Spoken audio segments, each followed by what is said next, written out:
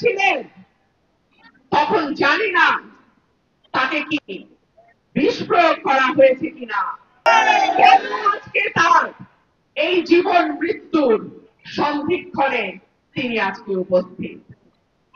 আমরা সন্দেহ করি তিনি যখন কারাগারে ছিলেন তখন তাকে কোন রকম কোন চিকিৎসা দেওয়া হয় নাই।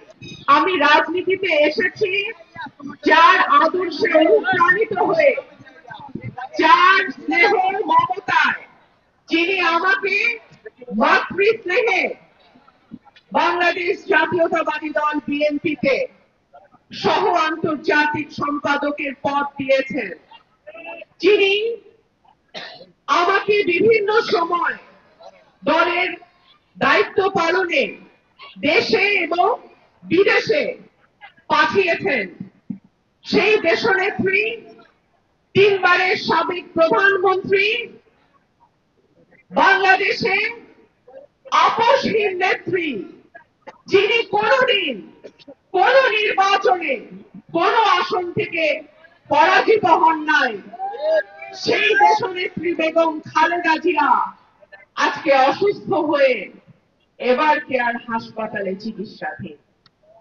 প্রিয় ভাই ও বোনেরা, ফ্যাসিস্ট শেখ হাসিনা যখন দেশনেত্রী বেগম খালেদা জিয়াকে কারাগারে নিয়ে যায়, সেই সময় আমি প্রতিটি মামলার তারিখে আলিয়া মাদ্রাসায় উপস্থিত থাকতাম এবং কারাগারে তার সঙ্গে দেখা করতে যেতাম।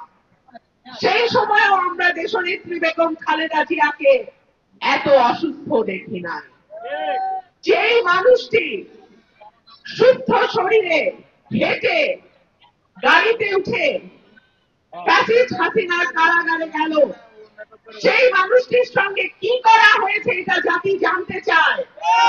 কেন আজকে তার এই জীবন মৃত্যুর সন্ধিক্ষণে তিনি আজকে উপস্থিত। আমরা সন্দেহ করি তিনি যখন কারাগারে ছিলেন তখন তাকে কোন রকম কোন চিকিৎসা দেওয়া হয় নাই। তিনি যখন কারাগারে ছিলেন তখন জানি না তাকে কি বিষ প্রয়োগ করা হয়েছে কিনা, কিংবা এমন কিছু করা হয়েছে কিনা যে কারণে তার শারীরিক অবস্থার এত দ্রুত অবনতি হয়েছে।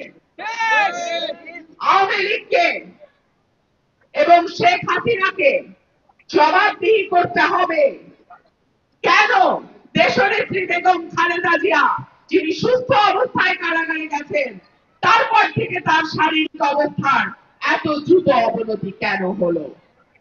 প্রিয় ভাই ও বোনেরা, আমি জানি বাংলাদেশের 18 কোটি মানুষ আজকে দেশনেত্রী বেগম খালেদা জিয়ার রোগ মুক্তির জন্য মহান আল্লাহ তাআলা দরবারে হাত তুলেছে।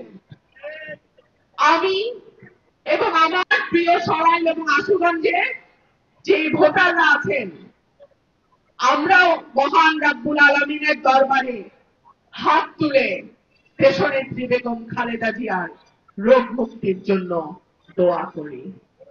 আল্লাহ যেন আমাদের নেত্রীকে নেক হায়াত দান করে।